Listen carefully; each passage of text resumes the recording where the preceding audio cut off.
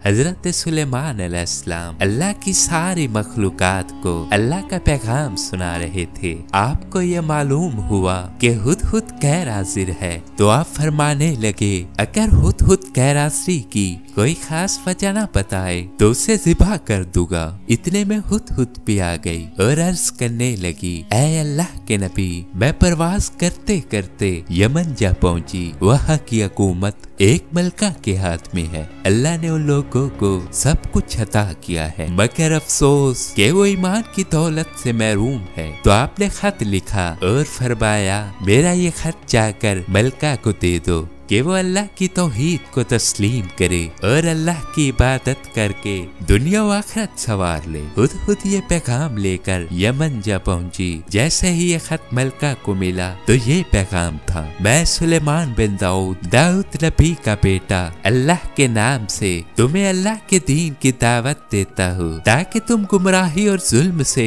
दूर होकर अल्लाह की रहमत पा सको, वगरना ये तुम्हारा ही जुल्म तुम पर बरसेगा। मलका ने अपने दरबारियों और मशीरों से मशवरा लिया तो वो कहने लगे, ऐ मलका, हमारे पास बहुत बड़ी फौज भी है और असलहा भी, हम किसी का के क्यों झुके। मगर मलका ने कहा, मुझे इनके खत से सदाकत की खुशबू आ रही है, मैं उनके पास कीमती तहफ भेजकर उनका इम्तिहान लूंगी। अगर वो कबूल कर ले तो समझो वो दुनियादार है। जैसे ही ये कीमती तहफ आपकी खिदमत में पेश हुए तो आपने फरमाया, जाओ और अपनी मलका से कह दो कि अल्लाह ने मुझे सब कुछ अता किया है, मुझे इन चीजों की कोई जरूरत नहीं, मैं तो सिर्फ तुम्हारी हिदायत चाहता हूँ। जैसे ही मलका सबा ने आपका जवाब सुना तो मलका खुद जनाब सुलेमान अलैहिस्सलाम की जानिब चल पड़ी। जब जनाब सुलेमान अलैहिस्सलाम को ये मालूम हुआ कि मलका खुद आ रही है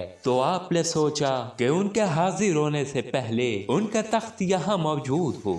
आपने फरमाया, कौन है जो ये काम जल्दी में अंजाम दे। तब एक जिन बोला, मैं आज ही के दिन वो तख्त यहाँ ले आऊंगा। तो दूसरा जिन बोला, ये मेरा काम है और मैं थोड़ी देर में लेके आऊंगा। तब एक इंसान उठा जिसका नाम हजरत आसिफ बरखिया था, जो आपका वजीर भी था। वो बोला, ऐ अल्लाह के नबी, मैं पलक झपकने से पहले आपके कदमों में पेश कर दूंगा। बस ये गया और एक ही लम्हे में वो तख्त यहाँ ले आया। सारे जिन्नात और चरिंद परिंद आपकी तारीफ करने लगे। इतने में मलका भी आ गई। जब मलका ने अपना तख्त अपने से पहले वहाँ मौजूद पाया तो कहने लगी, बेशक आप ही अल्लाह के नबी है। मैं ये तस्लीम करती हूँ कि जिस खुदा ने आपको ये बादशाही अता की है, बेशक वही इस कायनात का हकीकी खालिक व मालिक है। यूं मलका सबा पर ईमान लाई और बाज़ रिवायात के मुताबिक आप दोनों की शादी भी हो गई।